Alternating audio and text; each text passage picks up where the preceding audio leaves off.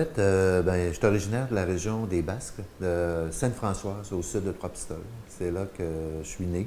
Mes parents avaient une ferme là-bas, membre d'une grande famille qui habitait sur une terre là, au rang 8 de Sainte-Françoise. On est une famille de 16 enfants. Moi, je suis le 13e de la famille.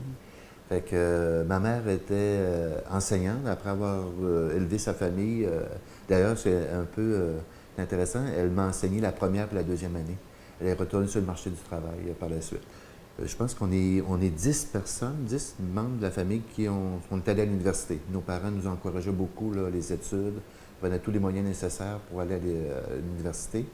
Fait que les plus vieux de la famille se sont établis à Montréal et on poursuivait nos études dans la région de Montréal. Moi, j'ai fait mon cégep au cégep de Rosemont.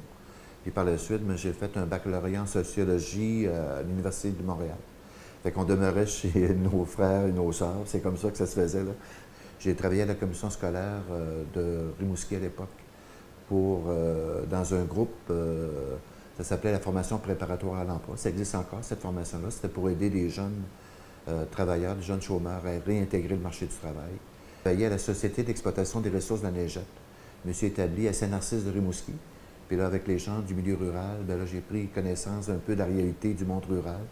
J'ai débuté en avril 87 comme directeur général de l'ATR du Bas-Saint-Laurent, une grosse organisation avec un grand territoire. Et j'ai travaillé là pendant 12 ans. J'ai bien aimé ça. On a travaillé beaucoup là, sur la mise en valeur de la région, entre autres à l'époque, toute la question du réseau des pistes cyclables, la mise en valeur des îles, les baleines, le développement qui se faisait aussi en périphérie du parc du Bic. Je trouvais que là, j'avais besoin de changement. De 98, 98 jusqu'à 2013, là, j'étais associé avec le CED comme directeur général. Puis à la fin, j'étais plus comme, quand j'ai annoncé mon départ, il y a eu comme une transition, là, j'étais comme un conseiller en développement sur des projets structurants. On a aidé beaucoup, beaucoup d'entrepreneurs dans la région de Rimouski. Quand je vois à Rimouski, souvent je vois encore là, les enseignes ou les lettrages sur les véhicules. Ça fait que c'est des entreprises, c'est le fun. C'est un peu ça c'est un peu notre récompense aussi d'aider les gens là, à démarrer puis à voir que les gens ont pris leur envol puis qu'ils existent encore après 5 ans. Là, je suis en fonction ici depuis octobre 2013 à la SADC de Témiscouata. On a beaucoup d'entreprises qui transforment le bois sur le territoire. C'est quand même remarquable de voir le nombre d'entreprises en première, deuxième et de plus en plus, on s'en va vers la troisième transformation du bois. Ça, c'est différent. Également, on voit que le territoire est très grand et très diversifié, mais quand même qu'il y a un bel esprit entrepreneurial. On le remarque de plus en plus. Là, depuis 2-3 ans, on voit qu'il y a des gens de la place qui qui ont le souci d'entreprendre, de démarrer leur entreprise. Il y a beaucoup de jeunes là-dedans.